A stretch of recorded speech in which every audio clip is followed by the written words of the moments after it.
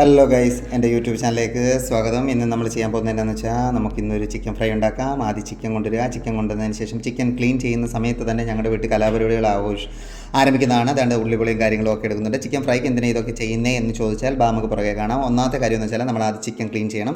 ആദ്യം അവിടുന്ന് ആ ചോരമയം കൊണ്ടുവന്നത് ഇപ്പോൾ ഇനി ഞങ്ങളുടെ ചിക്കൻ തന്നെ ആണോ എന്നുള്ള, അതായത് ചിക്കൻ കടയിൽ ഞാൻ പോയില്ലായിരുന്നു, ചേട്ടനാണ് മേടിച്ചുകൊണ്ട് വന്നത്. ഇനി അത് പ്രൂഫ് ഉണ്ടെങ്കിലേ വിശ്വസിക്കൂ എന്നുള്ളവരോട് ഹായ് ബൈ, അവർക്ക് നമസ്കാരം. പിന്നെ ബാക്കി പറയാം. കാരണം അത് ചിക്കൻ ക്ലീൻ ചെയ്യുന്നതെന്ന് വെച്ചാൽ 3 രീതിയിൽ ചിക്കൻ്റെ ആ ഉളുമ്പ് കളഞ്ഞെടുക്കാം. ഒന്നെന്ന് വെച്ചാൽ ഉപ്പിട്ട് നല്ലതായിട്ട് കഴുകുകയാണെന്നുണ്ടെങ്കിൽ ചിക്കൻ്റെ ആ ഒരു ചുവ മാറും. ഇല്ലെന്നുണ്ടെങ്കിൽ വിനാഗിരിക്കകത്ത് കഴുകാം. അതുമല്ലെന്നുണ്ടെങ്കിൽ നിങ്ങൾക്ക് ഗോതമ്പ് പൊടി ഉപയോഗിച്ച് കഴുകിയാൽ ചിക്കൻ നല്ല പളപളാന്ന് മിനുങ്ങും കേട്ടോ. എന്നിട്ട് പിന്നെ ബാക്കി കാണാം.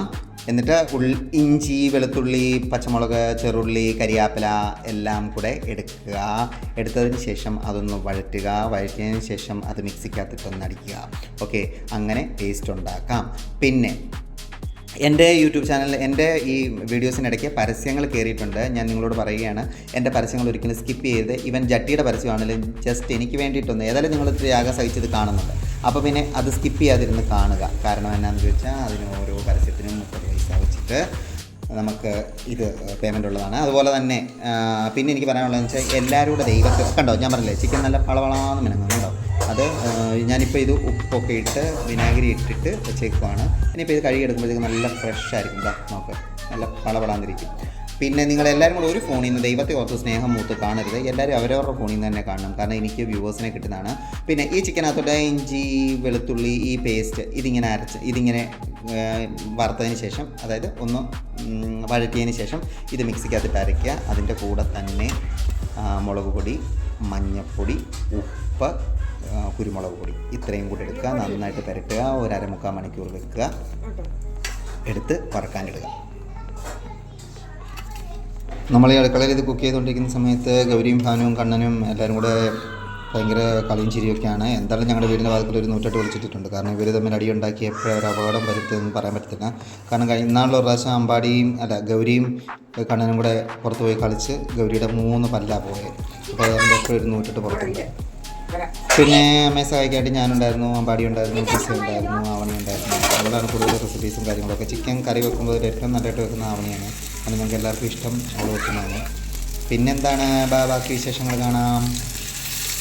നമ്മൾ എന്തെങ്കിലും വറക്കാനായിട്ട്, അതായത് ഇപ്പം ചിക്കൻ തന്നെ ആവണമെന്നില്ല, മീനാണല്ലോ എന്താണല്ലോ വറക്കാനിടുമ്പോഴത്തേക്കുള്ള ഈ സൗണ്ടും അതുപോലെ തന്നെ അതങ്ങോട്ട് ഇടുമ്പോഴത്തേക്കുള്ള ഒരു മണം, അത് നമുക്കൊരു പ്രത്യേക അനുഭവം തന്നെയാണ് അല്ലേ.